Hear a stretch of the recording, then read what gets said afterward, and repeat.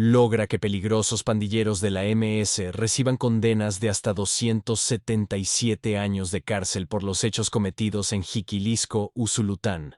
Moris Antonio Portillo. Palacios recibió la máxima condena tras ser encontrado culpable de 5 casos donde personas pasaron a mejor vida, 5 situaciones de cobro indebido agravado, pertenencia a grupos ilegales y varios más.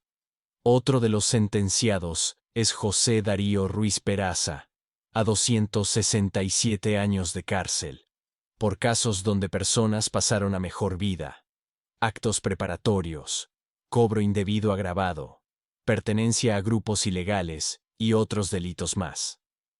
Estos sujetos pertenecen al programa Schulton de la MS-13 y, de acuerdo con las investigaciones, las víctimas de los cobros indebidos eran comerciantes y transportistas, quienes pagaban mensualmente la llamada renta a la pandilla a cambio de no ser agredidos o que sus negocios fueran clausurados.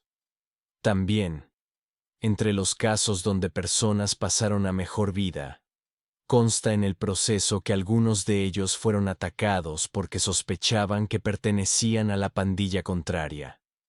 Juan Manuel Eguizabal fue condenado a 20 años de cárcel por cobro indebido agravado.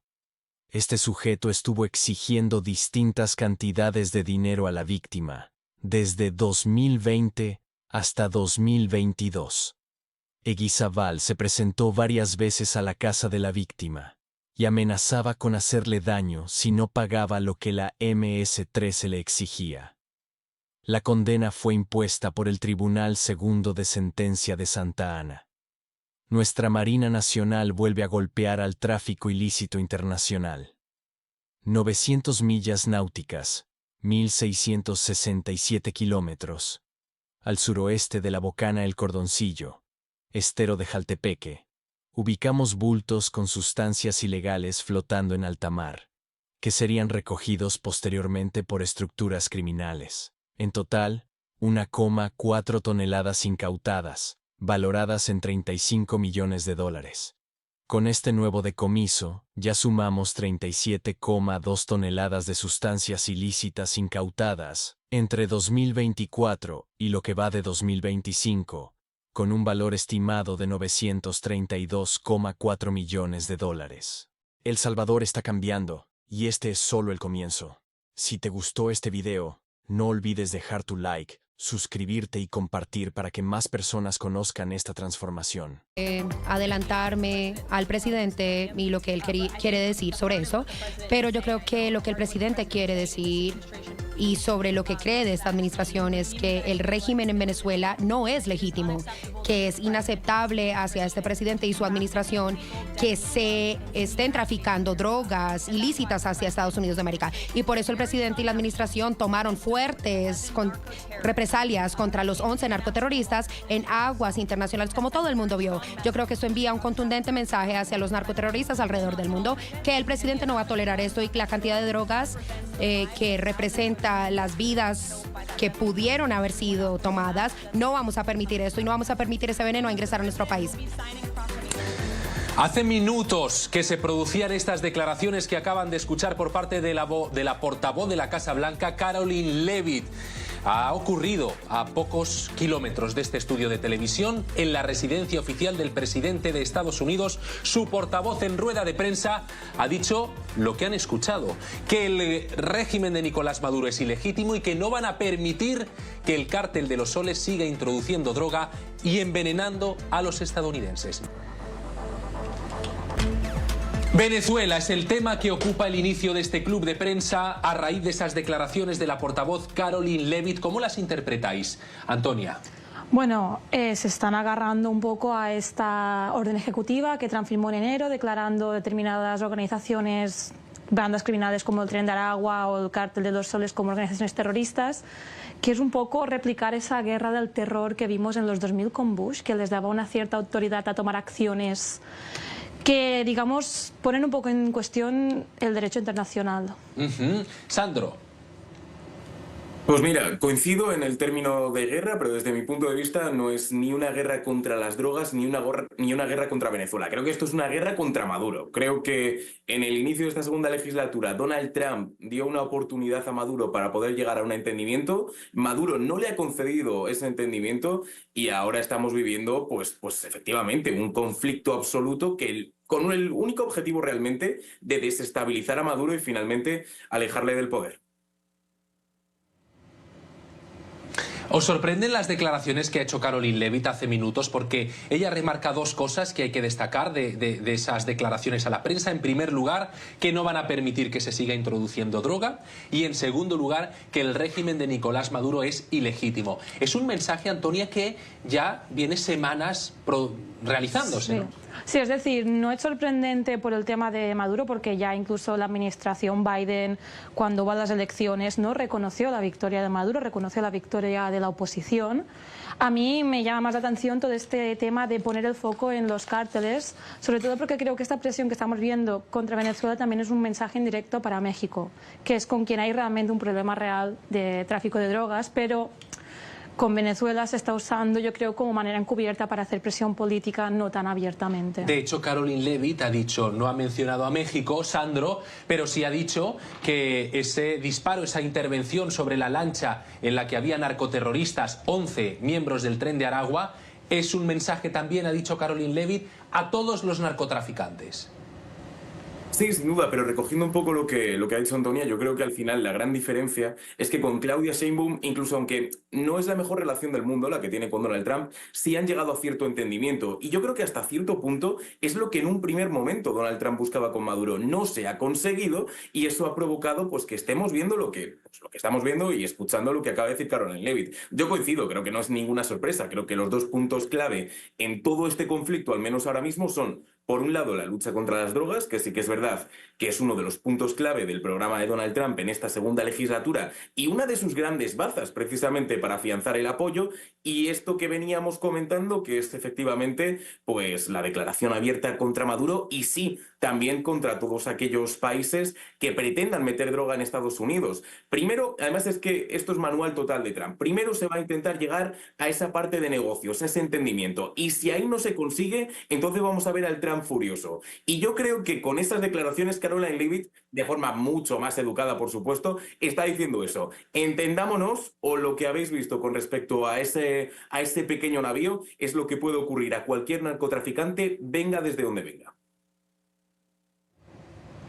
Un mensaje de Caroline Levitt que destaca Sandro, que destaca también Antonia en este club de prensa desde Washington y que se acaba de producir hace minutos en la Casa Blanca. Todo lo que ocurre en Washington se lo ofrecemos, como ven, al minuto. Y también es noticia de hoy que Tulsi Gabbard, en relación con Venezuela, la directora de Inteligencia Nacional, ha ordenado a la Agencia de Seguridad Nacional de Estados Unidos, según el periódico New York Times, que retire un informe de inteligencia sobre Venezuela.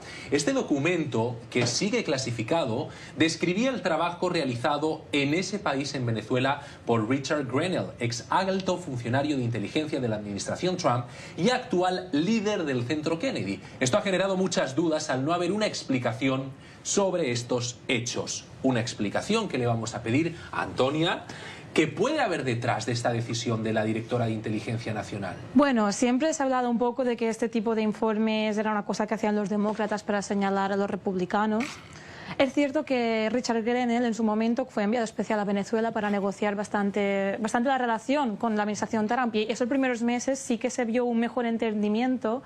De hecho, Grenell consiguió un acuerdo para que Chevron pudiera seguir explotando petróleo en Venezuela, pero ese informe también se abrió un poco, se dice que era por los choques de visión entre Grenell, que es mucho más colaboracionista, más abierto al diálogo, y Marco Rubio, que es uno de los halcones contra tanto el régimen en Cuba como en Venezuela. Entonces, Gabbard, en este contexto, con miedo de que a lo mejor se pueda airear esta fricción, porque Grenell ya fue apartado, ya no está de enviado especial con Venezuela, ahora está sobre todo Rubio manejando esta situación, puede estar retirando este informe.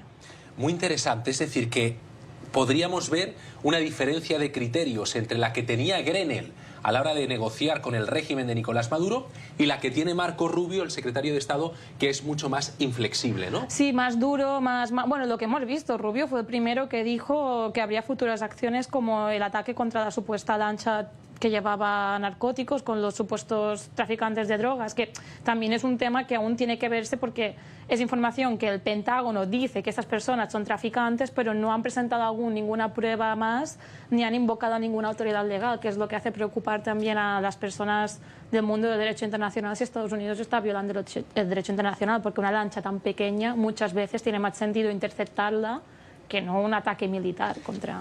Pero en cuanto a ese documento que la directora de la Inteligencia Nacional ha ordenado, digamos, retirar, ese documento que ha ordenado que se ha retirado, Sandro, ¿qué podría recoger? Nos dice Antonia que podría recoger fricciones entre Marco Rubio y Grenell, el ex enviado especial de Estados Unidos para Venezuela, por esa diferencia de criterios entre una voz más crítica, la del Departamento de Estado, y una voz más laxa, la de Grenell. ¿Qué crees tú que podía recoger ese documento que ha sido retirado?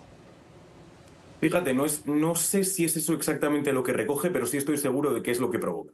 Es decir, ahora mismo la administración Trump está en un momento en el que no se puede permitir fisuras. Las fisuras ya están ocurriendo, no sé si hablaremos de ello, pero sobre todo el caso Epstein es lo que está provocando más fisuras dentro de la administración de Donald Trump. Entonces, ¿qué es lo que contiene exactamente? Yo creo que sí que son esas negociaciones, ¿no?, que pueden haber llevado con Nicolás Maduro. Y lo que... Quizá por lo que se está realizando este movimiento es precisamente pues, por lo que estamos hablando, para mostrar un fuerte unido, para mostrar una única dirección en este sentido, porque sabemos, especialmente con cómo está el mundo, que una intervención en Venezuela, que ataques como el que hemos visto van a ser examinados con lupa por parte de la comunidad internacional. Entonces, ¿qué es lo que tiene que hacer Donald Trump? Si la cosa ya está lo suficientemente calentita afuera, que al menos dentro sean una única unidad. Entonces yo creo que, porque se hablaba así, de que esto se podría haber clasificado o bueno, que no se quería publicar por el hecho de que había agentes que estaban identificados y se quería salvaguardar su identidad. Sí, puede ser, pero realmente el objetivo principal es esa división que podría generar dentro de la administración Trump, que la administración Trump no se puede permitir y que quieren evitar a toda costa. Dentro de este escenario que has llevado, igual lo vas siguiendo cada día, ¿cuál crees que sea el próximo paso de los Estados Unidos? Y te lo pregunto porque cada día nos sorprenden, si no es una visita, es una unidad que se envía, si no es, son aviones, es una declaración, en fin. Cada día pareciera que sube un decibel. La situación es que los Estados Unidos ha hecho un despliegue de equipo naval y aéreo enorme. Es algo que no he visto en 50 años en la zona del Caribe bajo el mando del Comando Sur. Aun cuando los Estados Unidos entró a Panamá para sacar al general Noriega, teníamos bases militares en Panamá y usamos mucha tropa, pero no hubo el despliegue de equipo, de sistemas, de buques, de misiles y el tipo de control aéreo con los F-35 es algo que no se ha visto en décadas. Y esto no se hace por nada. El despliegue de 3 buques enormes anfibios para operaciones anfibias, uno de los portaaviones pequeños para transporte de infantería marina anfibia, se pone en lugar por alguna razón y no sabemos los detalles, pero es claro que han puesto en lugar suficiente equipo para hacer todo tipo de operaciones presuntamente contra los carteles que están operando en la zona, que han estado moviendo narcóticos hacia Europa, hacia los Estados Unidos, hacia África, pero también otras cosas que podamos ver en cualquier momento. Cuando usas la palabra presuntamente, ¿es porque hay una duda para ti? No sabemos. No sabemos cuál es la misión que se le ha dado, pero las palabras del presidente, del secretario de Estado, del secretario de Guerra son bastante claras. Además, hemos visto el eco de muchos de los seguidores del presidente Trump, incluso a su hijo, que en estos días ha dicho en sus cuentas sociales que están listos para que se hagan grandes cosas en Venezuela contra estos carteles. ¿Tú crees, Steven, que puede haber una chispa, por decirlo de alguna manera, que incendie la pradera? Cuando hay un despliegue tan grande y hay operaciones como las que vimos el lunes no sé, uno de estos días cuando los F-16 sobrevolaron uno de los destruyeros estadounidenses, eso puede ser una chispa y creo que fue un error enorme por parte de las fuerzas venezolanas hacer ese sobrevuelo de ese buque y eso puede dar una excusa para operaciones que puedan venir en cualquier momento. Hay quien piensa que hay una decisión tomada por parte de Estados Unidos en relación a Venezuela. Más allá, digamos, de un incidente que pueda provocar Venezuela, porque puede jugar de alguna forma al modo inmolación. Y que tiene que ver, por ejemplo, con ese incidente que acabas de mencionar de los sobrevuelos que hizo la Fuerza Aérea Venezolana. Pero más allá de eso, hay que señalar que hay una decisión tomada. Y cuando tú dices, no he visto en 50 años un despliegue militar de esta dimensión, uno se pregunta lo que tú mismo te preguntaste. No puede ser para nada, o por lo menos lo piensa. ¿Crees tú que Estados Unidos tiene una decisión tomada en relación al régimen de Maduro? Me es claro que los Estados Unidos, el gobierno estadounidense, tiene una misión muy clara, que es que por lo menos los tres señores contra quienes hay estas órdenes de captura y la recompensa puesta, que ellos salgan del poder y que sean capturados.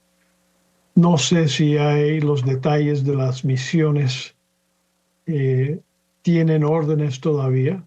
Seguramente hay muchas opciones y lo que el presidente ha hecho mediante el Departamento de Guerra es poner en lugar las fichas para poder tomar acciones cuando el presidente lo decida.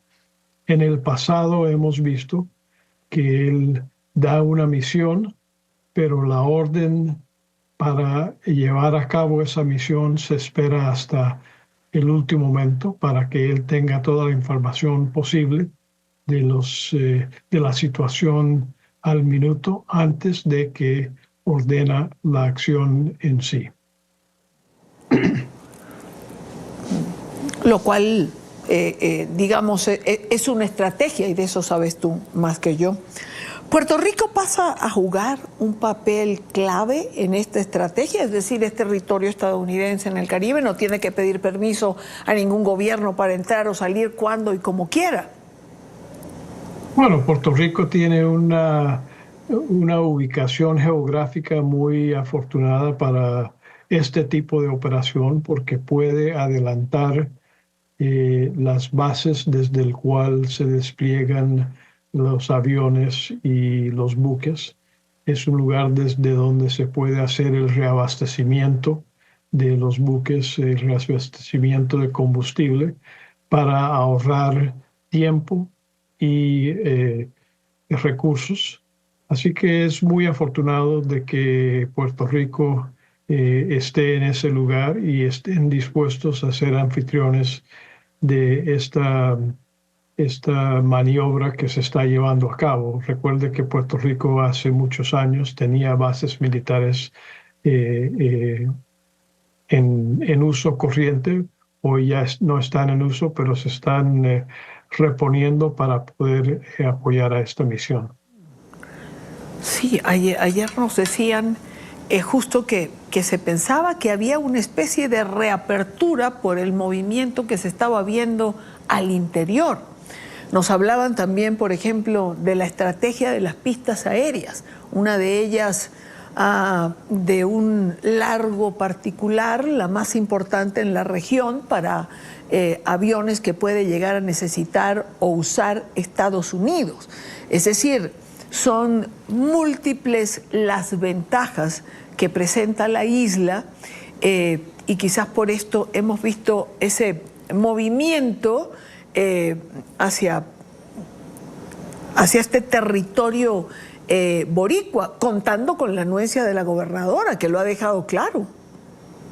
No, y también tenemos las Islas Vírgenes estadounidenses que tienen bases que se han usado para la Guardia Nacional Aérea en otros tiempos, así que hay muchas opciones. También tenemos la base militar en Guantánamo, que podría servir de ser necesario. Así que hay muchas opciones y afortunadamente con el despliegue tan fuerte que hay, que son 8 o 9 buques de la Armada estadounidense y otros de la guardacosta, pues hay necesidad para reabastecimiento y tener ese apoyo logístico en cualquier momento.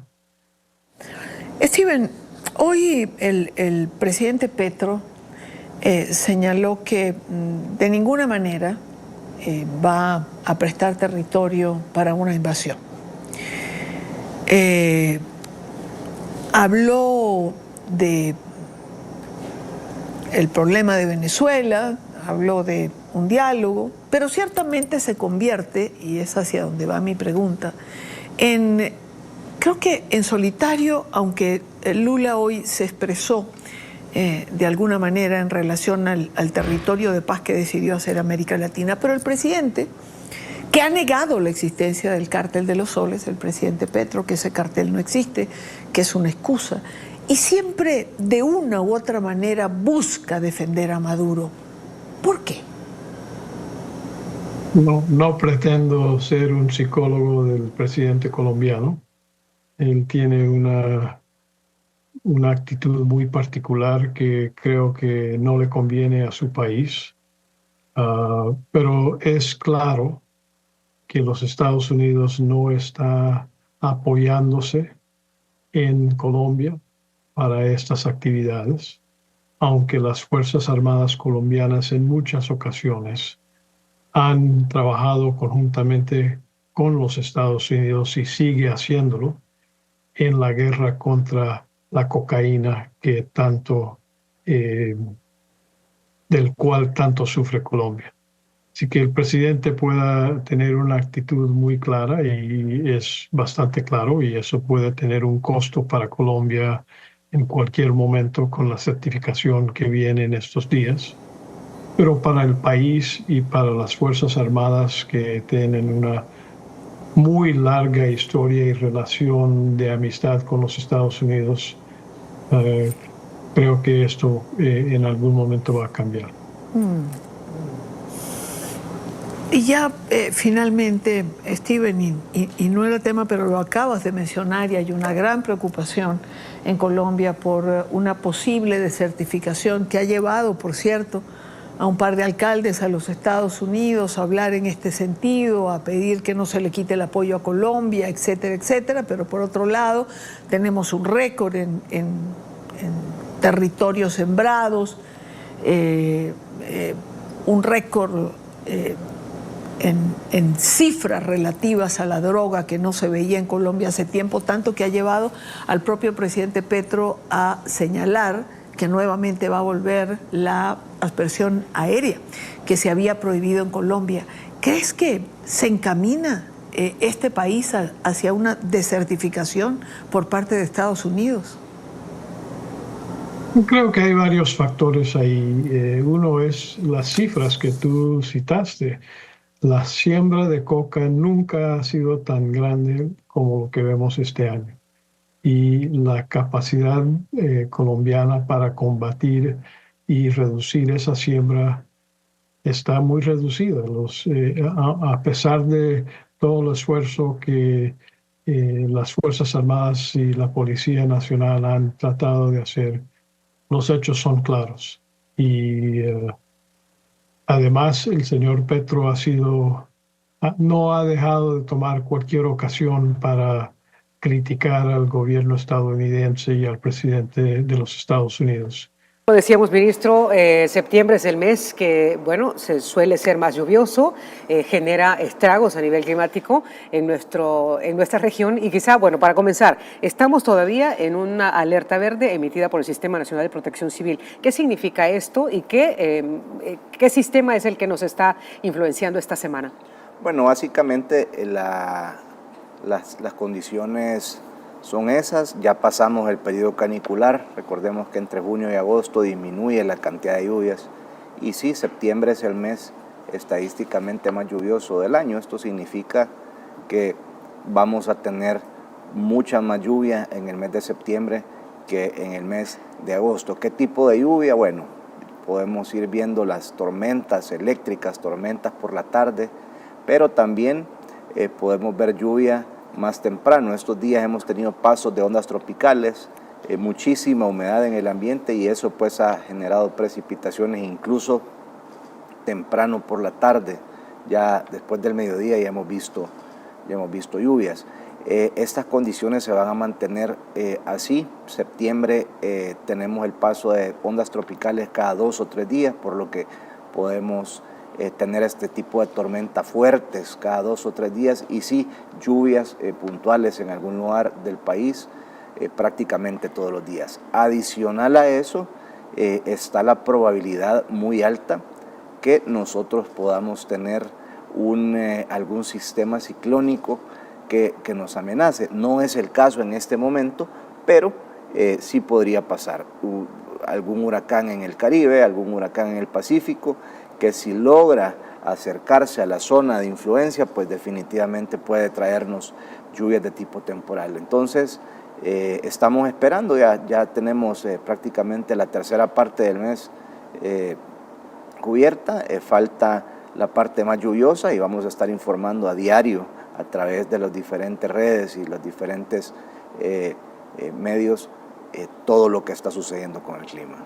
¿En qué regiones del país, ministro, el MARN ha registrado la mayor cantidad acumulada, digamos, de lluvias en las últimas semanas? Bueno, hemos tenido lluvia prácticamente en todo el territorio nacional. Es decir, si hablamos de acumulados, pues la mayor cantidad están en la zona oriental, tiene bastante lluvia, la zona de Perquín, por ejemplo, toda la zona norte, Sensuntepeque, Chalatenango, la zona de Metapán, luego la zona del volcán de Santa Ana, toda la cordillera Apaneca y la Matepec, la zona de Los Naranjos, Guayúa, el área metropolitana de San Salvador ha registrado también muchísimas lluvias y esto nos trae otra variable que es la humedad en el suelo. Tenemos ahora ya una humedad acumulada en todos estos lugares que es relativamente, pues es media, no podemos decir que está totalmente saturado, pues no estamos, digamos, en el límite, pero sí ya tenemos humedad en el suelo. ¿Qué pasa con esto? Que cuando vuelve a llover, pues obviamente esto abona y ahí aumenta el riesgo de algún suceso. ¿Qué tipo de cosas pueden pasar con la lluvia? Bueno, estamos hablando de deslizamientos de tierra, estamos hablando de desbordamientos de ríos, estamos hablando también de inundaciones que puedan afectar la movilidad, puedan afectar infraestructura y luego las tormentas eléctricas que vienen acompañadas de ráfagas muy fuertes pueden traer caída de árboles o caída de algún elemento publicitario. Entonces, por eso es que no solamente tenemos el pronóstico climatológico o meteorológico, sino que el pronóstico es basado en impactos. El pronóstico siempre lleva, y eso es algo que se ha implementado, de hecho, en el gobierno del presidente Bukele, es el pronóstico basado en impacto, porque no solamente se dice si va a llover o a dónde va a llover, sino cuáles son las posibles consecuencias y obviamente esto está articulado con el Sistema Nacional de Protección Civil para atender cualquier posible emergencia. Ministro, ¿qué posibilidades hay de que las lluvias que se generen durante esta semana generen también inundaciones o problemas, estragos, sobre todo en las zonas en donde hay mayores acumulados de lluvia? Bueno, nosotros tenemos una probabilidad latente prácticamente siempre que llueve. Recordemos que somos un país tropical, somos un país con muchísima lluvia y sobre todo en el mes de septiembre. Por eso es que también está la alerta verde y hacemos el llamado a toda la población a acatar las disposiciones. La Comisión de Protección Civil pues está trabajando, está 24 horas. Ya existe como repito, una humedad relativa en el suelo, sobre todo en las zonas montañosas. Las zonas de mayor riesgo son las zonas que tienen topografía irregular. Estamos hablando toda la zona norte de nuestro país, que tiene topografía muy irregular. También estamos hablando de la cordillera volcánica central, Apaneca, Huayúa, Los Naranjos, la zona del volcán de Santa Ana, volcán de San Salvador, la zona de la panorámica, Santiago Texacuangos, Cojutepeque, luego la zona del volcán de San Vicente, luego Berlín, Santiago de María, Alegría, hasta llegar a Jucuarán, volcán de San Miguel, y luego al sur en la sierra de Jucuarán. Entonces sí, son varias zonas en donde que tienen topografía irregular en donde sí se podrían registrar, de mantenerse las lluvias o de aumentar, pues puede haber algún suceso. Igual, esta información la damos como precaución, igual estemos pendientes del pronóstico. A medida se acerca la tarde o se acerca la hora de la lluvia, pues nosotros ya tenemos un pronóstico muchísimo más exacto y preciso en algunas zonas del país. ¿Qué recomendaciones puntuales, ministro, emitiría la población, sobre todo a los que viven en estas zonas que son las que menciona usted, consideradas que ya hay suficiente acumulación de agua en los suelos o que a lo mejor transitan en las carreteras por estas zonas del país? ¿Qué recomendaciones puntuales quizá emitiría esta mañana? Bueno, la primera recomendación y la que hacemos siempre es acatar las disposiciones, acatar las recomendaciones de las autoridades. En caso de presentarse una emergencia o una amenaza, siempre se hacen evacuaciones preventivas. Recordemos que es lo que caracteriza al gobierno del presidente Nayib Bukele, es que se pone la seguridad y la vida de los ciudadanos como prioridad. Entonces, no se espera que el agua esté hasta la cintura o hasta el cuello, como veíamos imágenes en años anteriores o en administraciones anteriores, que iban a rescatar a la gente ya cuando el agua ya no podía, ya ni siquiera los rescatistas podían accesar. No se trata de eso. Entonces sí es posible que en algún momento de este mes hayan evacuaciones preventivas o que hayan algún tipo de recomendación. Entonces acatemos esas disposiciones. Segundo, informémonos por las fuentes oficiales. Esto es muy importante. Ahora con todo el tema de redes sociales pues se comparte muchísima información que no se sabe de dónde viene. Eso es clave. Informémonos por las fuentes oficiales a través de las fuentes del gobierno, el pronóstico del Ministerio de Medio Ambiente y las diferentes instituciones que conforman la Comisión Nacional de Protección Civil. Ministro, usted mencionaba que las lluvias anteriores también ya han generado acumulación o por lo menos se mantienen vigilantes y sobre todo en ciertas quebradas, en ciertos ríos, en ciertas cuencas. ¿Cuáles son esas zonas que están siendo vigiladas prioritariamente? Bueno, como repito, se vigila el 100% del territorio nacional. Lo que pasa es que si podemos mencionar zonas, es decir, podemos mencionar algunos lugares, por ejemplo, no se menciona un sitio específico, sino que lo que decimos es hay amenaza o hay riesgo en cualquier zona con topografía irregular. Es decir, en este momento no hay una zona en donde nosotros digamos tenemos más amenaza. Ahorita es el 100% del territorio nacional. Como repito, las zonas más vulnerables siempre son las zonas con topografía irregular. De nuevo, las zonas montañosas, las zonas cerca de volcanes, cerca de cerros, cerca de paredones, que hay zonas así en prácticamente todo el país. Entonces, en todas esas zonas es que nosotros tenemos que tener precaución. ¿Qué capacidad de monitoreo hidrológico tiene el Ministerio de Medio Ambiente en tiempo real, por ejemplo, y cómo sirve para poder anticiparse a un evento que podría generar problemas?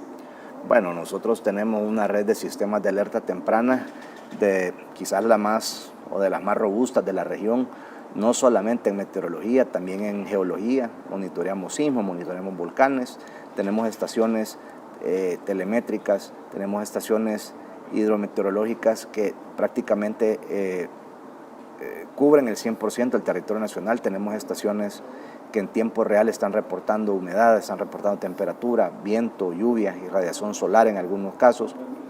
Es decir, tenemos todos estos equipos que reportan en tiempo real al centro de monitoreo, y luego en el centro de monitoreo, pues, digamos, tomamos esa información y lo que se hace es que se traslada a una comunicación que podamos comprender todos.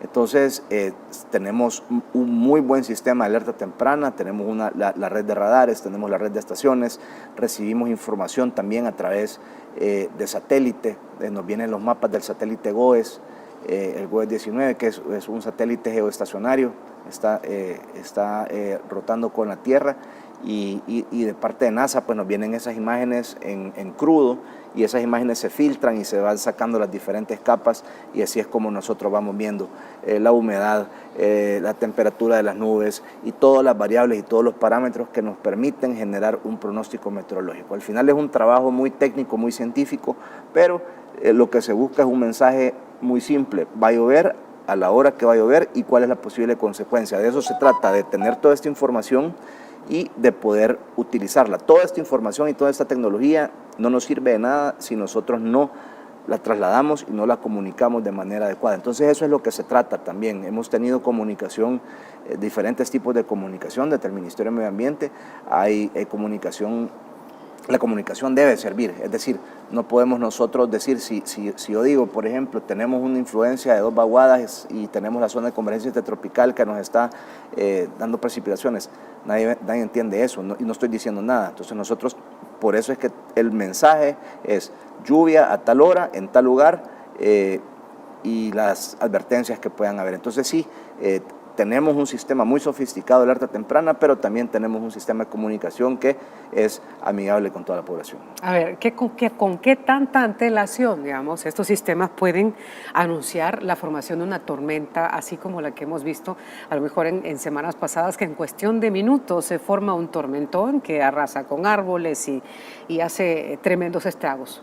Bueno, se puede ver con un par de horas de anticipación. De hecho, nosotros cuando publicamos, se están publicando los pronósticos varias veces al día. Ya hasta el mediodía ya se emite un pronóstico, se esperan lluvias a las 5 de la tarde, por ejemplo, se esperan lluvias a las 6 de la tarde, y a medida avanzan estas tormentas o estas lluvias, se va actualizando. Actualización, ya está lloviendo generalmente las tormentas comienzan en la zona oriental, entonces y van como barriendo todo el país. Entonces, generalmente se comienza a informar cuando, un par de horas antes que comience a llover, y luego pues se va informando la evolución de estas tormentas.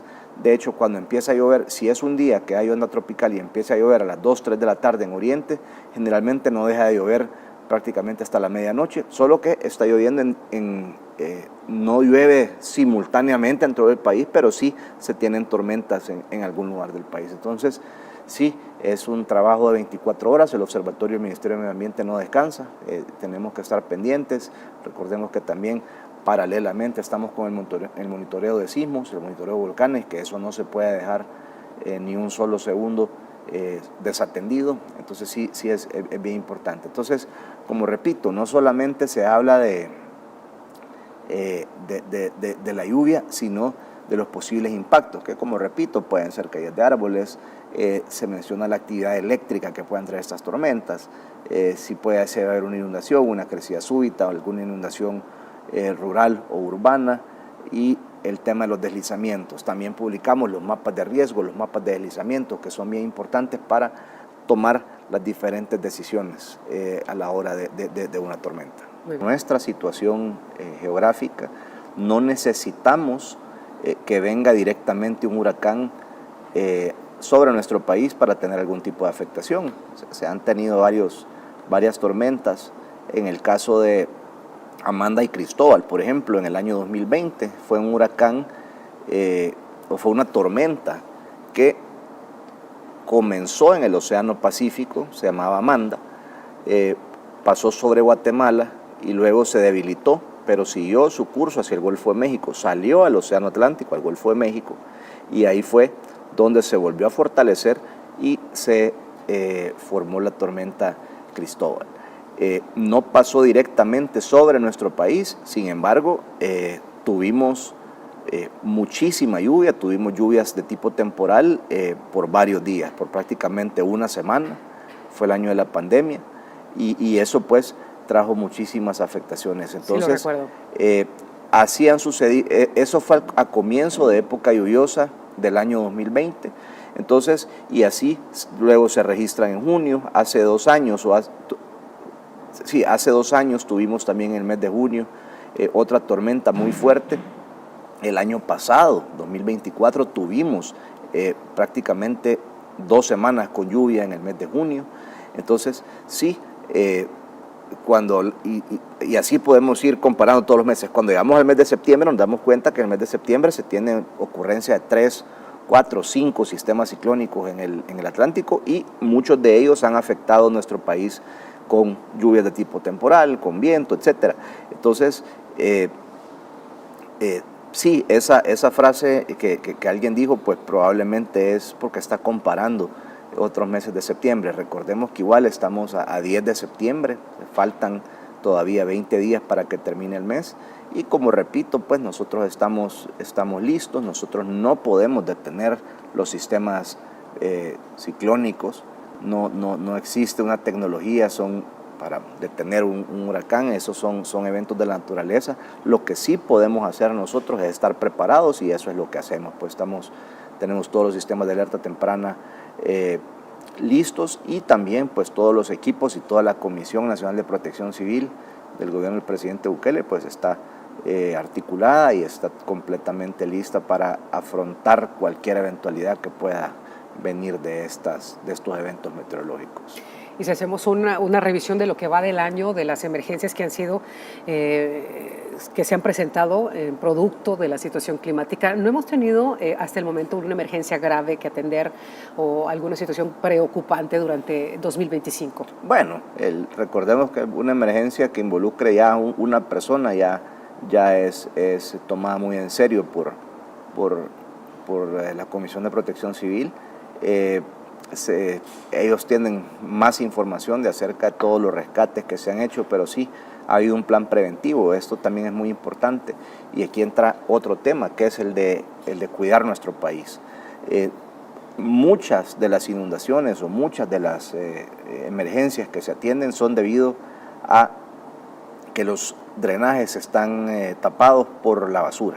Entonces no botemos basura. Eso creo que es algo que no es de una sola persona. Aquí hacemos el llamado a todas las municipalidades, hacemos el llamado también a todas las personas y a todas las instituciones que están encargadas de la recolección y la disposición final de los residuos, que trabajemos de la mano, y en general pues a todos nosotros nos corresponde no tirar basura. Eso es muy importante. Las lluvias van a seguir sucediendo, y cuando están obstaculizados los drenajes, pues sí se vuelve bastante complicada la situación a la hora de una tormenta. Bueno, todos los años siempre se pregunta a las autoridades que tienen que ver, competentes con el medio ambiente, sobre el niño o la niña. Para este año se escuchó mucho el fenómeno del niño neutro. ¿Qué implicaciones tuvo o está teniendo sobre la situación climática de este año? Bueno, el tema del fenómeno del niño o la niña esto básicamente es una variación en la temperatura del océano. Cuando es fenómeno del niño, lo que tenemos es sequía en el hemisferio norte, donde estamos ubicados nosotros, y luego al sur del Ecuador se tiene el fenómeno de la niña, con muchísimas lluvias. Luego se viene la fase de transición o la fase neutral, en donde siempre hay lluvias, pero no se manifiesta de forma extrema el fenómeno, y luego viene el fenómeno de la niña. Estos son ciclos que duran un par de años, 4 años, 5 años, a veces un poquito menos. Y ahorita ya tenemos una ligera probabilidad de el desarrollo de condiciones para fenómeno de la niña a finales de este año. Entonces, esto nos da la pauta para concluir que podríamos tener más lluvia en el 2026 y 2027. Entonces, básicamente eso es, no se trata, cuando decimos que está el niño, no es una ausencia total de lluvia, igual que cuando hablamos de la canícula, no es una ausencia total de lluvia, sino que es una disminución significativa en los acumulados totales que nosotros tenemos. Entonces sí, estaríamos esperando que ya para el final de este año ya pudiéramos ir viendo más claro la aparición el próximo año del fenómeno de la niña, con muchísimas más lluvias de las que hemos tenido este 2025. ¿Por qué el tipo de información climática es clave para los sectores productivos del país, ministro? Bueno, recordemos que nosotros, cuando hablamos de clima, no tenemos que solamente pensar en la lluvia, por eso es que hablamos de el pronóstico basado en impactos. El pronóstico basado en impactos es eso, es tener toda la información del fenómeno que sucederá, ya sea tormenta, ya sea un evento ciclónico o lo que sea, pero tener mapeadas y tener claras las posibles consecuencias. Entonces, y pongo un ejemplo, ¿cuánto le cuesta al país un cierre de una carretera? Imaginémonos que de repente llueve muy fuerte y se pasa algo, o se cae un árbol o lo que sea, o se inunda y se tapa la carretera al aeropuerto. ¿Cuánto le cuesta eso al país? O se tapa la carretera a Sonsonate, por ejemplo, o la carretera a Santa Ana. ¿Cuánto le cuesta al país eso? No tener la movilidad, que las personas no puedan llegar a su trabajo, que la mercadería no pueda ir de un punto A a un punto B. Es decir, por eso es que la información climática es tan valiosa, porque nos da la información no solamente a las instituciones que formamos parte de la Comisión Nacional de Protección Civil, sino a todos los sectores productivos del país, y ellos pueden también planificar y hacer toda su operación dependiendo de lo que vaya a suceder. Entonces, por eso es que nosotros le hemos dado una gran importancia a la modernización de los sistemas de alerta temprana. Estamos modernizando pues prácticamente a diario todo lo que se hace, no solamente en temas de equipo, fortalecimiento de capacidad del personal, sino también en los procesos y en toda la información que se utiliza. Estamos implementando también modelos de inteligencia artificial. Eso es bien importante porque los modelos van aprendiendo, es decir, son modelos que están dentro del sistema y que nos permiten ingresarles toda la información de lluvias y generan un pronóstico más exacto cada año debido a toda la información que ya tienen. Y es bien interesante cómo se maneja información de diferentes modelos meteorológicos. Se utiliza el europeo, se utiliza el GFS, se utiliza un montón de modelos que nos permiten también ir viendo. Entonces, es un montón de información, pero como repito, de nada nos sirve tener toda esta información si no la comunicamos de manera adecuada a la población. Entonces, eso es lo que se trata de hacer, tener un pronóstico que diga a la hora de la lluvia y la posible consecuencia del fenómeno en el país. ¿Qué acciones concretas ha ordenado el Ministerio de Medio Ambiente, por ejemplo, para lo que usted mencionaba, ministro, para poder garantizar que haya una fluidez en la comunicación y que las alertas lleguen de forma temprana a la población? Bueno, aquí no solamente está el Ministerio de Medio Ambiente, recordemos que nosotros somos la primera parte en toda la cadena de información en la Comisión Nacional de Protección Civil. Estamos viendo no solamente precipitación, pero nosotros podríamos informar solamente si va a llover o no va a llover. Hablamos también de niveles de ríos. Tenemos las estaciones hidrométricas que miden los niveles, que miden los caudales de ríos. Tenemos las estaciones agroclimáticas también, que esas dan otro tipo de información que permiten que esta información la utilizan todo el sector de los cultivos, todo el agro, lo utiliza muchísimo la información de las hidrometeorológicas. Tenemos también las estaciones de calidad de aire, tenemos los mareógrafos, tenemos aparte los sensores sísmicos. Recordemos que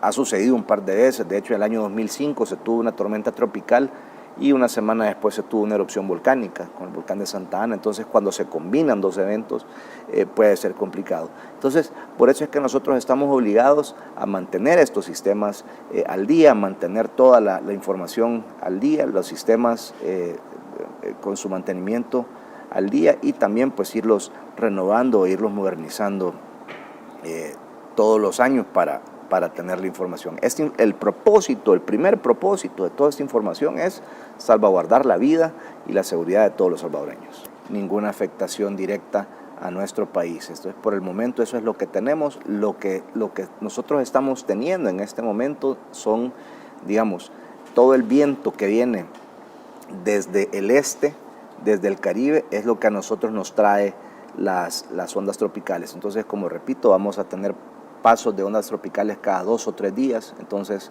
estaríamos viendo probablemente lluvias fuertes entre jueves, viernes para el fin de semana, luego la próxima semana otra, y así sucesivamente cada 3 o 4 días un paso de tormentas muy fuertes. Siempre llueve por las tardes y por las noches en alguna parte de nuestro país, pero las tormentas fuertes, tormentas eléctricas, estarían sucediendo cada 2 o 3 días dependiendo de qué onda tropical sea la que nos esté influenciando. Igual nosotros publicamos a diario, como repito, nosotros estamos compartiendo esta información a diario para el uso de las autoridades y para el uso de toda la población. Durante este año hemos visto cómo se ha caracterizado por esas tormentas súper intensas de corta duración, pero súper intensas, que han generado tremendos estragos.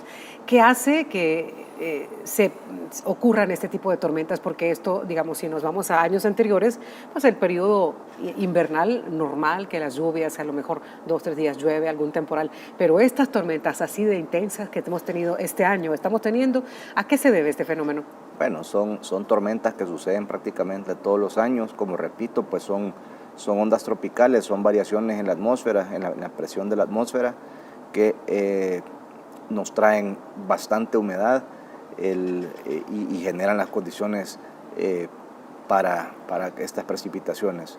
Las lluvias suceden por la tarde porque la temperatura y la humedad pues son las idóneas después de las 2, 3 de la tarde para que comiencen ya a caer estas tormentas. Igual pues tenemos los sistemas alertas, estamos completamente preparados y vamos a seguir informando de todo lo que suceda.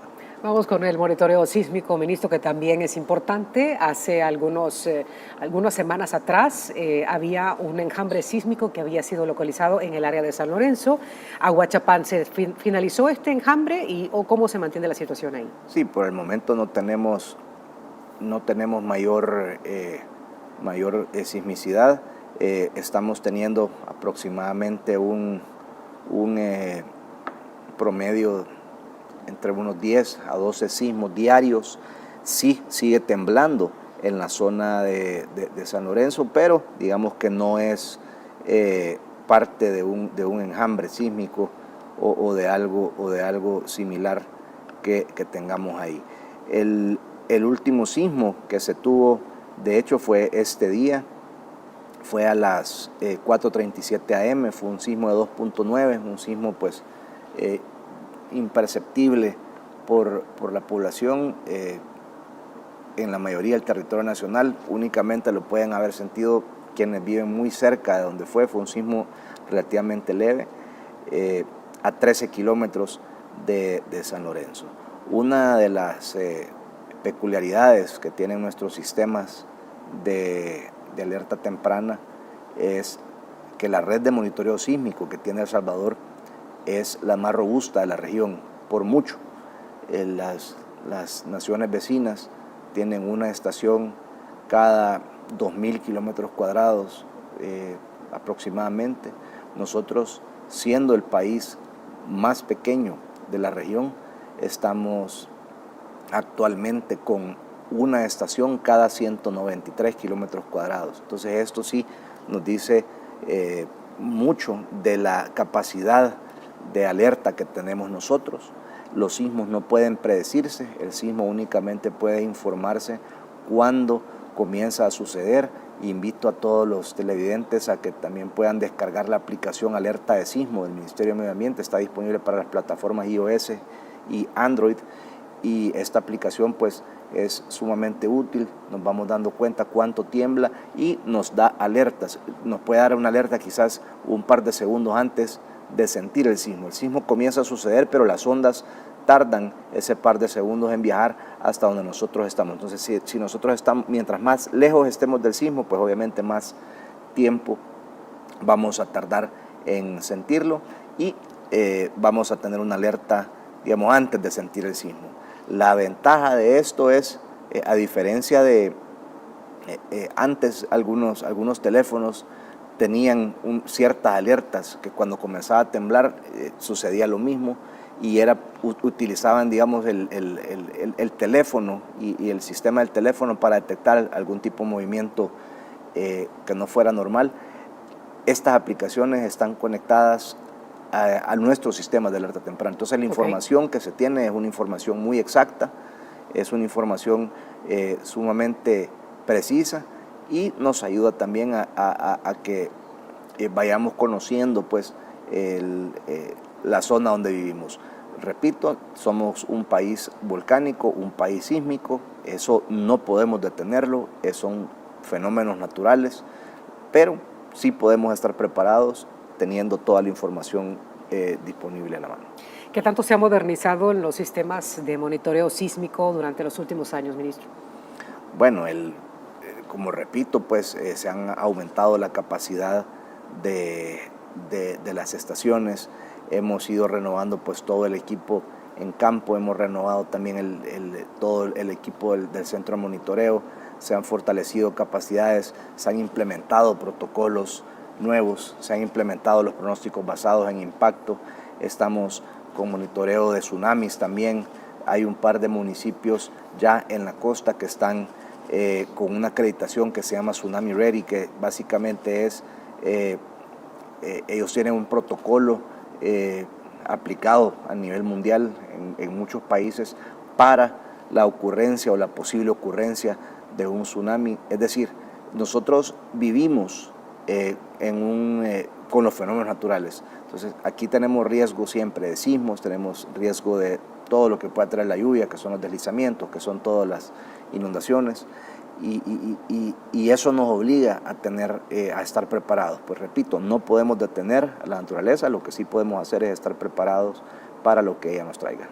Monitoreo volcánico, ministro. ¿Cómo se encuentran los volcanes, el comportamiento en nuestro país? Y esto porque cuando sucede que en países vecinos como en Guatemala, que reciente en los últimos años ha tenido una intensa actividad volcánica, pues la población se asusta, se alarma y bueno, piensa que como esto es una red que está conectada, ¿cierto? A lo mejor podría tener algún impacto acá en nuestro país. Bueno, por el momento los volcanes activos no presentan ninguna actividad fuera de su línea base. Ahora sí son volcanes que registran actividad: volcán de Santa Ana, volcán de Izalco, volcán de San Salvador, lago de Ilopango, volcán de San Vicente, volcán de San Miguel, son los que registran, digamos, algún tipo de actividad. En el complejo volcánico Berlín-Tecapa también, en donde pues se genera energía a través de la geotermia. En la zona de Aguachapán también, es decir, sí tenemos actividad en el subsuelo. Tenemos monitoreo sísmico dentro de los monitoreo sísmico de lo que sucede dentro del volcán, pero también tenemos monitoreo de gases. Siempre estamos tomando mediciones a diario, tenemos estaciones permanentes en los volcanes, medimos dióxido de azufre, medimos dióxido de carbono, y estos parámetros nos sirven para saber qué es lo que está sucediendo en la cámara magmática de estos volcanes. Entonces, sí, El monitoreo es constante. De hecho, el volcán de Santa Ana es un volcán activo, pero también es un sitio turístico muy visitado. Cuando hay algún riesgo, pues igual se emite la alerta y se restringe el acceso. Hacemos la recomendación y hacemos el llamado también, y esto es bien importante, a no escalar el volcán de San Miguel. El volcán de San Miguel no es un sitio turístico, no hay guías autorizados, no hay unas facilidades que permitan recibir turistas.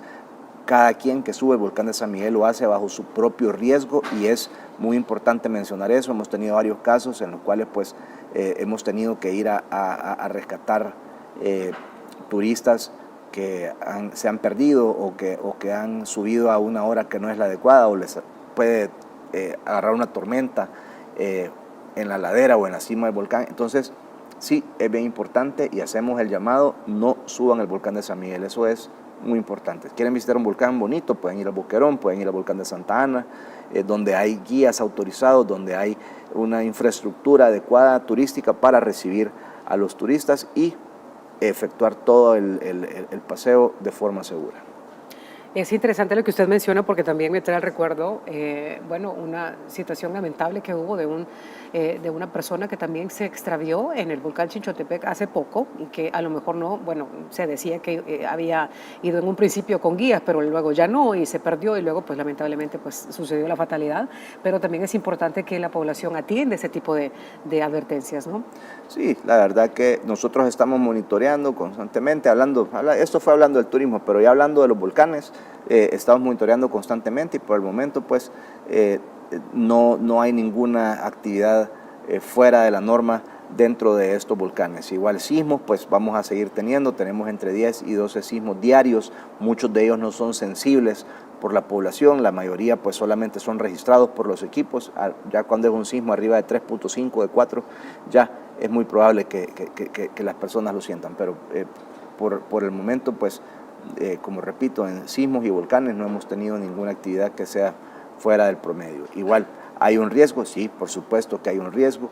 Los volcanes tienen, digamos, la ventaja que pueden avisar un par de semanas antes. Ya hemos tenido varias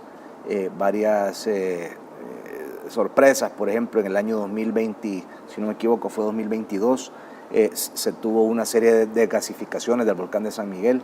Hubo más de 600 explosiones en un lapso de 15 días, en donde el volcán de San Miguel pues estaba liberando presión, y esto pues es parte de su actividad, y estuvimos monitoreando constantemente, y llega un momento que si pasa de un umbral de seguridad, ya se emite otro tipo de alerta, y el volcán ya comienza a presentar signos de hacer una erupción. Pues nosotros vamos a informar, pero por el momento digamos están en una